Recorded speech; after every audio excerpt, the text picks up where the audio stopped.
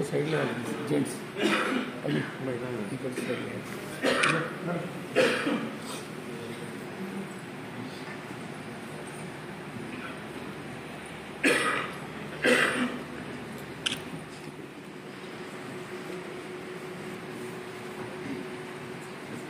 सर्व कर्मचारी बंधू भगिनींना विनंती आहे, विशालच्या जाण्यानं आपल्याला सर्वांना तीव्र दुःख झाले आहे.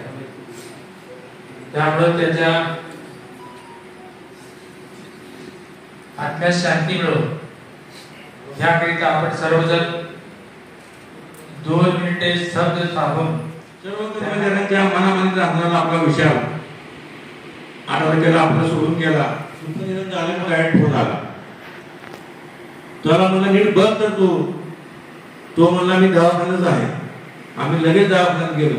त्या ठिकाणी बघितलं इतकं वाईट वाटलं की विशाल आपल्यासारखा आपल्या सगळ्यांना बरोबर चालणारा माणूस, हसत खेळत असणारा माणूस असा अचानक निघून कसा गेला. त्याच्या जाण्याने त्याच्या निधनामुळे जे त्याच्या कुटुंब एक प्रचंड दुःखाचा डोंगर उभारलाय, त्या ज्यातून देव त्यांना सहन करण्याची शक्ती देव अशी मी ईश्वरचरणी प्रार्थना करतो. माझे सहकारी मित्र विशाल मुंडे यांना भावपूर्ण श्रद्धांजली अर्पण करतो. आणि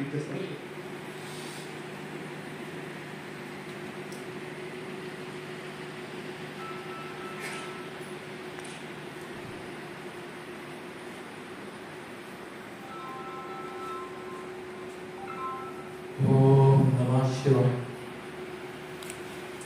पण तो कधीही टेन्शन देत होता मॅडम, कधीही प्रेसला येत नव्हती.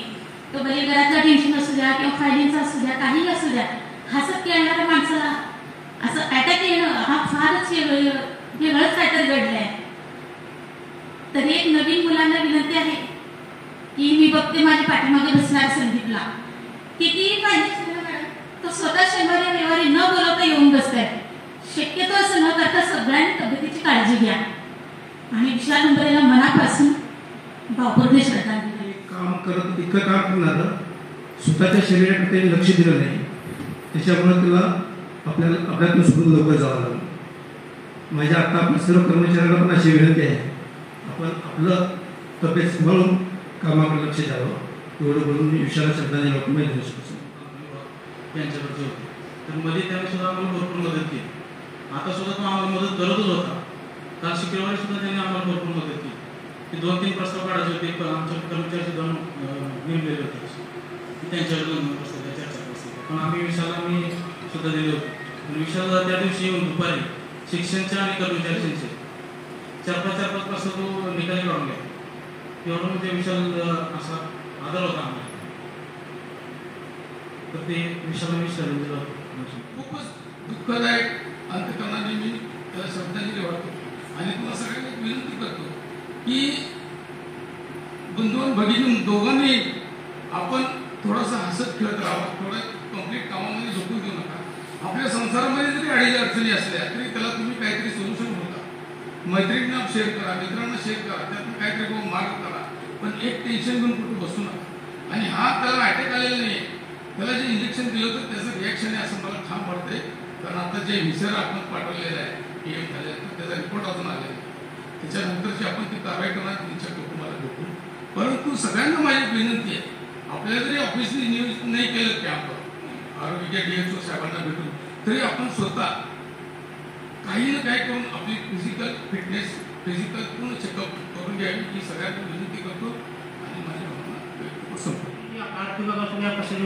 तातडीनं सर्व गोष्टी त्यांना मिळाव्या हीच आपल्या सर्व कर्मचारी त्यांना भावपूर्ण श्रद्धांजली व्हायसाठी होईल.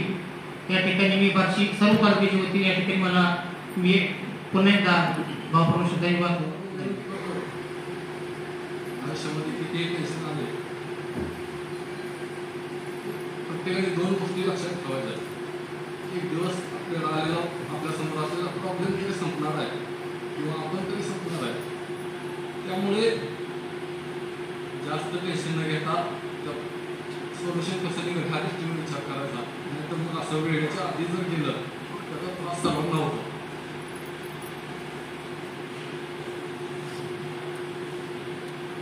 जास्त माझ्याशी बोलण्यासाठी इतकं आहे विषयाच्या स्मृती, परंतु बोलू शकत नाही. उद्याला पण ह्या त्यांच्या आठवणीने ते आपल्या कायम स्मरणात राहतील. आणि एवढीच अपेक्षा करते की मी पण अनुकंपा लागले ज्यावेळेस घरातला एकमेव त्यांनीच पुरुष होते. पुरुष गेल्यानंतर त्या फॅमिलीवर वेळ येते, ते दुःख खरंच आपण कधीच भरू शकत नाही. मला कमेतांना विनंती करते की आपण जर खरंच त्यांना भावपूर्ण श्रद्धांजली द्यायची असेल तर त्यांच्या आर्थिक कामं आणि त्यांच्या कुटुंबाला ह्या दुःखातून सहकार्य किंवा काय मदत करता येईल ती खरं भावपूर्ण श्रद्धांजली होईल. एवढं मला माझे 2 शब्द संपले. काळाने त्याला घात घातला आणि नको त्या वयात त्याला आपल्या सोबत राहायचं नव्हतं असं एक विचार मनात आला आणि मी थोडं दुःखी झालो. तर मी आज विशालला महाराष्ट्र राज्य लिपिक कर्मचारी संघटना व माझ्या पाटील कुटुंबाच्या वतीनं भावपूर्ण श्रद्धांजली अर्पण करतो. सगळ्यात पुढे विशाल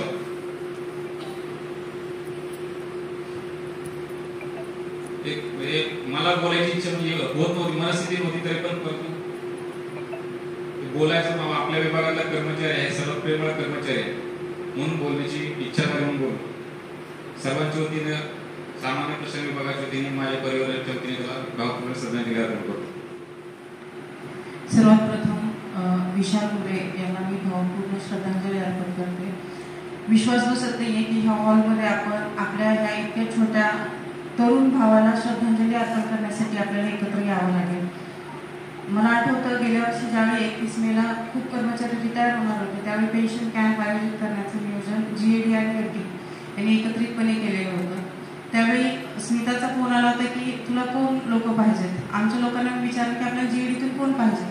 आमचे लोक म्हटले की फक्त विशाल असेल तर बस झालं.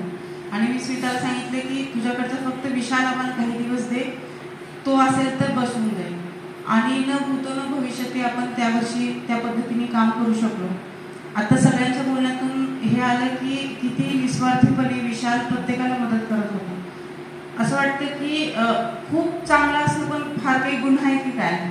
म्हणजे एवढं सगळ्यांसाठी निस्वार्थीपणाने काम करणारा माणूस एकाचीही मदत तो घेऊ शकला नाही. म्हणजे त्यांनी n नंबर ऑफ लोकांना मदत केली असेल पण आपल्यापैकी आपणच कमनशिबी की आपल्यापैकी एकही जणाची मदत तो घेऊ शकला नाही किंवा आपण त्याला मदत करू शकलो नाही. सलग सुट्ट्या असल्यामुळे मोस्ट ऑफ द लोक गावाला गेले होते. मी पण गावी होते आणि मला आमच्या ड्रायव्हर गोविंदच्या स्टेटसला दिसलं, लागोपाठ हब्बूच्या स्टेटसला दिसलं की भावपूर्ण श्रद्धांजली. मी शॉक झाले, अरे हा पोरगा म्हणजे इतका तरुण मुलगा आणि काय झालं. मी फोन करते सगळ्यांना की अरे काय झालं. हे लोक म्हणाले की madam heart attack. I was shock. म्हणजे तो इतका हेल्दी, म्हणजे बाय पोस्चर आपल्याला लगेच लक्षात येतं की खूप फॅट आहे, एक म्हणतो ना कोलेस्ट्रॉल लेवल हाय असेल किंवा काय असेल, असं काहीही नसताना सुद्धा अशा पद्धतीने त्याला मरण यावं. आणि आता ह्या बोलण्यातनं कळलं की त्याचं नुकतंच लग्न झालं होतं, त्याला म्हणजे मूलबाळही नव्हतं, त्याला वडील नाही आहे. आणि अशा परिस्थितीमध्ये कुटुंबाची इतका मोठा डोंगर कोसळलेला आहे. डोंगर सुद्धा शब्द कमी पडेल की त्या आईने, त्या बहिणीने किंवा त्या पत्नीने कुणाकडे वागावं. जसं आज आपण एकत्र जमलोय, आपल्याला मनापासून दुःख होतोय, एक आठवड्याभरात आपण आपल्या रुटीनमध्ये सुरू जाऊ, ते दुःख विसरूनही जाऊ, परंतु त्या घरच्यांवर जे दुःख कोसळलेलं आहे ते कसं विसरू शकतील.